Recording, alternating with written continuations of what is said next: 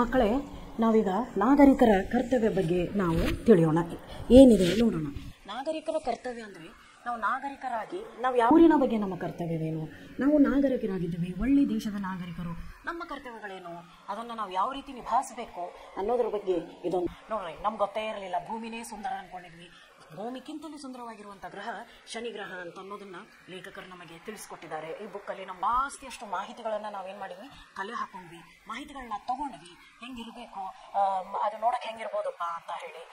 ಅದಕ್ಕಿಂತ ಗ್ರಹ ಎಷ್ಟು ದೊಡ್ಡದಿದೆ, ಅಲ್ಲಿಯೂ ಜನ ಜೀವನವನ್ನು ಮಾಡಬಹುದು, ಜನ ವಾಸ ಮಾಡಬಹುದು ಅನ್ನೋದನ್ನು ನಾವೇನು ಮಾಡಿದ್ವಿ, ಅಲ್ಲಿ ಕಲ್ತ್ವಿ. ಇವಾಗ ನೆಕ್ಸ್ಟ್ ಬಂದಿರೋದು ಗರ್ಮಿಗೆ ಚುಟ್ಟಿಯ ಅಂದರೆ ಈಗ ಬೇಸಿಗೆ ರಜೆ ಶುರುವಾಗಿತ್ತು.